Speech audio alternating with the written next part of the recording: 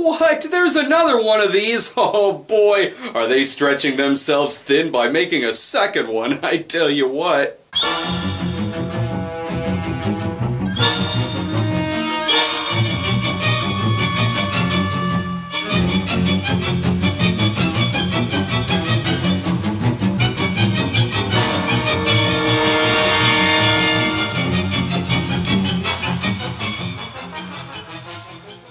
Following the enormous success of the original Friday the 13th, Paramount was more or less obligated to deliver a sequel the following year. Debates went back and forth on whether the sequel would set the stage for an anthology series of unrelated horror films, or if they would continue on with Jason as the killer since, ho, spooky! Who won that argument, you may ask?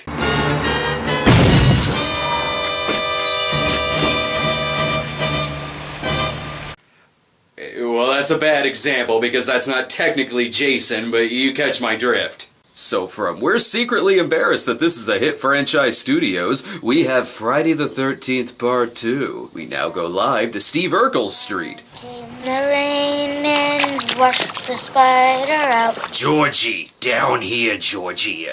Why aren't you listening to me? I'm talking to you, Georgie. I'm down here. Look, just look down here. Jason's gotta soak this up. It's his first vacation outside of Crystal Lake until he eventually goes to Manhattan years later. Hey, it's Adrienne King from the original film. I wonder what she's dreaming about. No!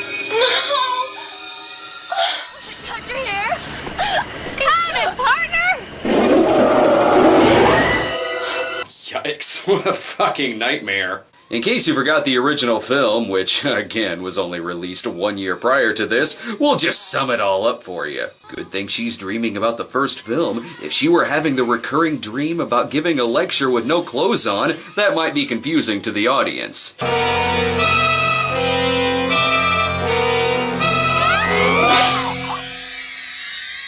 The MPAA must be really inside of her head, because that dream was totally censored from what happened in reality.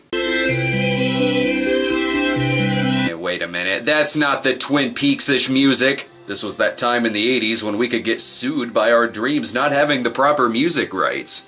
As you can see, it's showing nearly everything from the original climax, but personally I think it goes a little too far.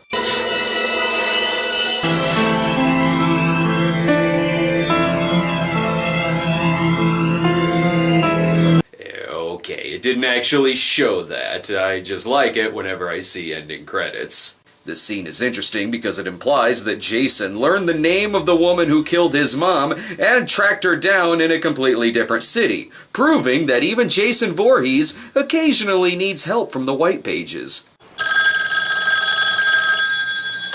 Hello? Hi, Mom. I know, I'm sorry. I meant to call earlier, but I fell asleep. No, the music has become its own entity! I just have to put my life back together, and this is the only way I know how. Mom, if you don't leave me alone, I'm gonna chop your head off and leave it for some poor dumb backwoods hillbilly to make a shrine out of. Alice spends most of her time drawing rejected covers for Stephen King's Firestarter. One interesting footnote, actress Adrienne King only agreed to a much smaller role in this film after the success of the original led to frequent run-ins with a stalker who would eventually break into her apartment, causing her to become scared shitless. So what's her role in the film? She's alone in her apartment, fearing for her life that someone outside is stalking her and is gonna break in. Okay, so at least the part was small, I guess? Maybe it'll have a happy ending.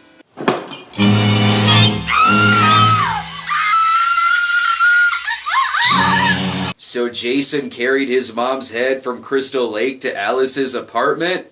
Well, granted, if I saw someone resembling Jason Voorhees carrying a severed head down the street, I would not fuck with that guy. And thanks to Friday the 13th Part 2, we finally got our follow-up to Dogs. The cat did it all along. Good job taking that off the stove. If there's one thing that Jason hates, it's piping hot tea with no one there to drink it.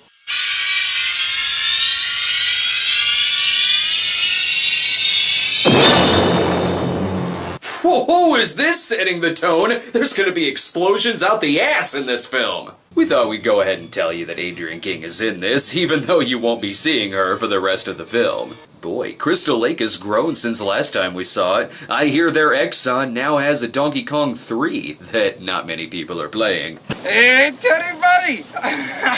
We just rolled in. Yeah, Sandra's here. Hi, Ted.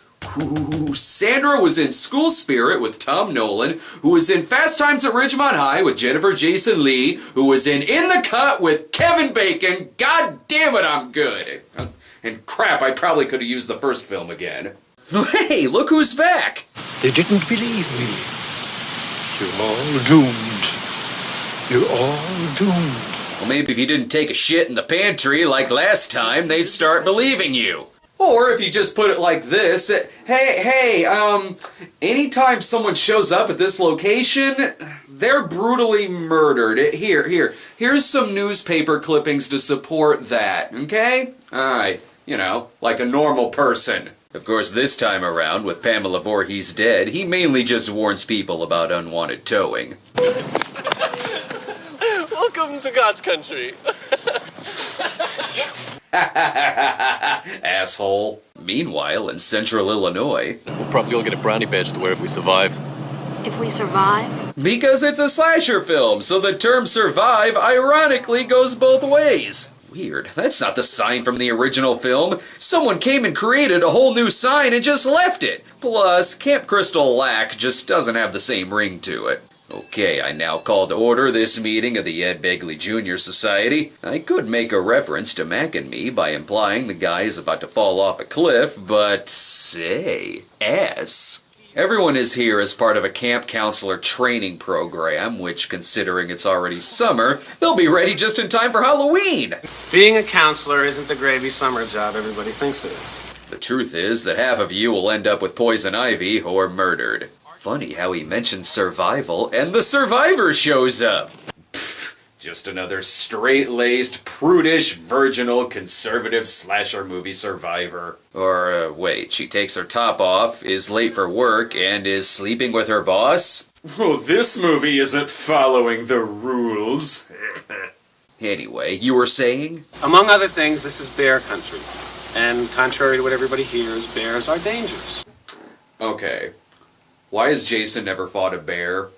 Just throwing that out there. It took Lucio Fulci one movie to put a shark together with a zombie. Hang on, we need to take a slapstick break. Well, this is an odd time in the movie for a blackface gag, don't you think? For those of you arriving at the movie 20 minutes late, they recap everything again. I don't want to scare anyone. But I'm going to give it to you straight about Jason. He was never intended as the killer, but they needed a sequel. His body was never recovered from the lake after he drowned. That fills up that plot hole. The girl who survived that night at Camp Blood, that Friday the 13th, she disappeared 2 months later. No one knows what happened to her. We do. We just saw it. Why are you telling us this? Legend has it that Jason saw his mother beheaded that night. If by legend you mean you. By the way, according to this story, this is 5 years after the first film, which according to part 4, took place in 1979, making this 1984. You just gotta roll with it. If you think too hard about the dates in these films, then Jason X is hardly the first one to be science fiction. Jason is actually the killer from Savage Weekend! Wait a minute, how can that be? Things are actually happening in this film. What'd you think? Second act needs more. We need to have Jason swap bodies with the TV news reporter. Now comes the obligatory scene of youth just being youth. So there I was, sitting in this fast food joint, thinking to myself, Scott, old boy, what are you gonna do with the rest of your life?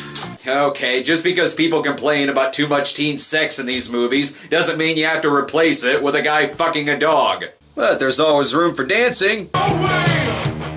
Not tonight!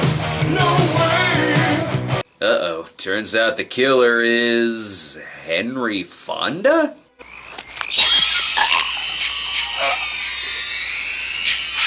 Well, that's what you get for not taking your own damn advice. Hey, you can get a good night's sleep if you don't dream about the end of Friday the 13th.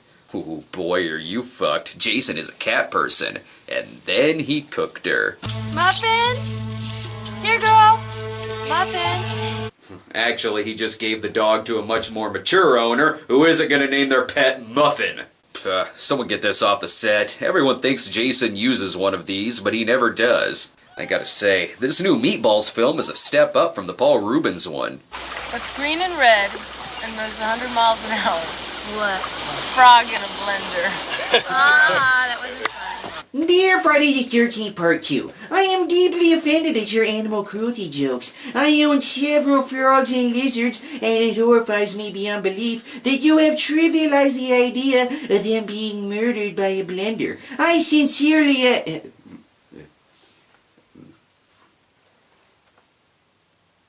A couple of the kids decide to go off and visit Camp Blood, which apparently shit out a dead dog, but oh, Sheriff Pusser, you hound!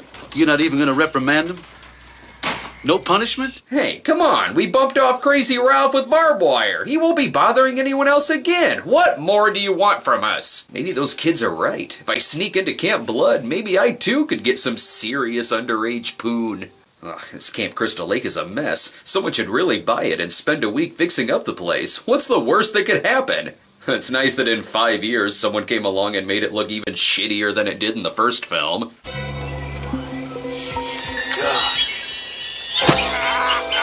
That's okay. I know what he was looking at. Okay, we're about halfway through this movie. We need to start isolating some of these saps. Anybody wants a last night on the town, now's your chance. Yeah. Oh, and by the way, our wanderers have volunteered to stay behind and watch the camp. Isn't that nice of them? Oh man, you mean we can't go hang out at the Exxon? Oh, what a drag. Hey, you staying? Yeah. Nothing spoils a party faster than a drunk in a wheelchair.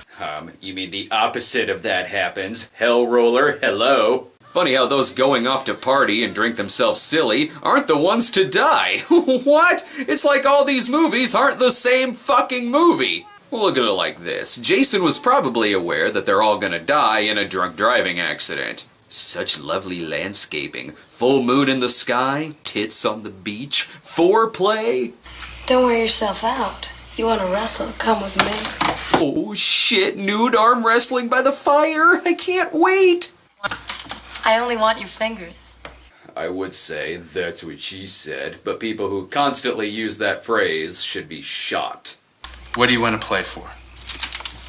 Position. Okay, there's signals, and then there's, hey, look over there! That girl with her legs spread eagle is totally into you! She needs to be more subtle, like the guy who steals the Skinny Dipper's clothes. Does everyone have to fall for the floor pie gag? Pfft, a knife isn't gonna do. You need something much bigger. Well, that part of the movie is quite subpar. Yeah, we could show her death scene, but we thought a performance by Bob and the Country Bunkers would be much better. Nothing like psychoanalyzing Jason Voorhees over a round of heinies. I mean, what would it be like today? Some kind of out-of-control psychopath? A frightened retard? Frightened retard would be the appropriate term, yes. What if there is a Jason? Oh, bullshit. And he must be out there right now, crying for a return. Jason's a legend, Jim. Honestly, it wouldn't be that hard to believe that Jason is still alive. Hell, I've already seen him kill 4 people, and I'm probably gonna see him kill a hell of a lot more. Motorcycle accident. Paralyzed my legs. Is it permanent? Doctor thinks so. I don't. The doctors tell me that the only cure is a machete to the face. What does the winner get? What does the winner want? Guess. The ability to walk, or a kiss. Yeah, that works too. She decides to sexify up this scene by putting on a much heavier sweater and poop brown undies. Hoo-hoo, itchy. While you're searching for more clothes, God is crying about this horrible atrocity you have put on screen. Hey, Vicky, are you out there? I really want to get laid. It's been so long.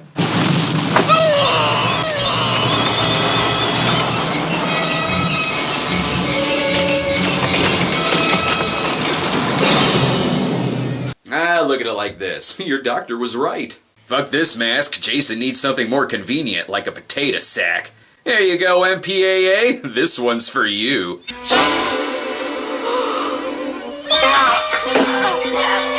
Funny how that scene was trimmed quite heavily to avoid an X rating, but a still shot of the scene appears on the back of the box. Do you hear that? It's too much for paying audiences to see, but perfectly okay for the back of the box that everyone can see. People are getting bumped off left and right at the camp. We should probably head back. We haven't forgotten about you, Vandenberg. You may have survived this film, but Christine is watching.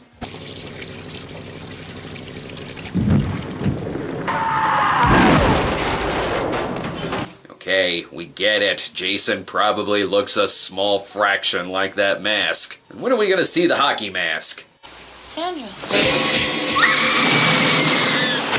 What? That's not what Jason looks like. Where's the hockey mask? Ow. According to this chart, Jason should be 7 feet tall, wear a purple suit, and a glow-in-the-dark mask. Did they even play the game before they made this film? By the way, this guy only hung himself because he hates holes in his bed. Woohoo, graphic. Careful now, you're gonna bleed all over that rubber mask they keep showing. Best get rid of these bodies quick. Mom and Dad are home. These kids smoke better dope than I do. Priorities, Paul. Is this a joke? They wouldn't do anything like this. Right? When that time of month comes along, it's strictly ass play. Better check the doors to see if anyone is strung up there with arrows. Paul, there's someone in this fucking room! Whoop! Quarter in the swear jar, little missy. Shit, why did I leave the room before making a Town That Dreaded Sundown reference? I should be safe in here. Windows bad, windows bad. And somehow Crazy Ralph managed to make the pantry smell worse than when he was in there the first time. It's funny seeing the early days when Jason actually had some feeling in between his legs. I'll give the climax this. At least Jason isn't going around and speaking like a child saying, "Kill her, Jason, kill her." Oh, geez, lady, there's a killer after you. You can deal with a rat. The fuck? Rat piss? That could only mean one thing. She's under the bed! Ha ha! Face in the rat piss. Take that, asshole. Seriously, don't worry about Jason. If he gets injured, they'll just rush him to the hospital. He'll be fine.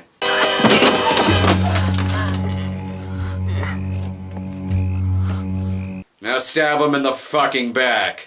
With Jason now subdued, she can finally take that tour of Camp Blood without getting stabbed in the head with a hammer. Oops, you picked the losing cabin. Well, it's cool that Jason finally closed his mom's eyes after keeping her head for 5 years. Ginny comes up with the bright idea that so long as you're wearing his mom's sweater, any chick will do. You've done your job well, and Mommy is pleased. That's a good boy. Now come to Mommy. Come on. If Betsy Palmer did the first one because she needed a new car, was this one done because she needed new brake pads? Jason, Mother is talking to you! Dude, your mom's hot. Oh, right, I'm a moron. My mom's dead. Hey, where the fuck have you been, dipshit? Careful, guys, you're turning that pigsty into a piece of shit. A little quicker, Ginny, if you don't mind.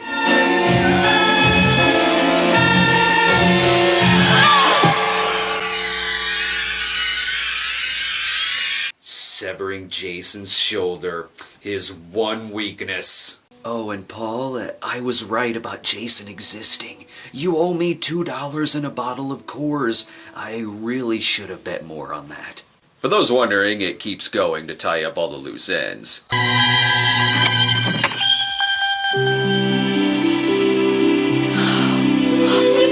First order of business, you are no longer named Muffin. And... Holy jeez, he was John Belushi all along? I kid. The real twist is that Steve Dash became Warrington Gillette once the mask came off, much to Steve Dash's surprise. What happened to Jason, you may ask? Oh, wrong question, my friend. Paul? Paul? Where's Paul? Lady, if you want to know where Paul is, ask a couple of fans of the series. They'll debate it for hours. The film ends on a shot of Pamela Voorhees' head because originally the actor playing the head was going to open her eyes before the credits roll. That ending was, however, deemed too stupid by the filmmakers, but that didn't stop the ending of Part 3 from upping that fucking ante. Friday the 13th Part 2 was again a success at the box office, bringing in $21 million against a $1 million budget. But what did critics think? Please. Of all the movies released in 1981, this film was no Chariots of Fire. Roger Ebert called the film a cross between the mad slasher and dead teenager genres, which are typically so unlike each other. He then complained that the film showed at the Virginia Theater in his hometown of Champaign, Illinois. I agree. Only good movies should show at my hometown theater. Things would turn around by the time Part 3 hit theaters, prompting Roger and the rest of the mainstream critics to award the film with 4-star reviews all across the board. I'm only guessing so. I haven't gotten to that film yet, and if you know anything about me, you'd know that I'm an eternal optimist. Hey!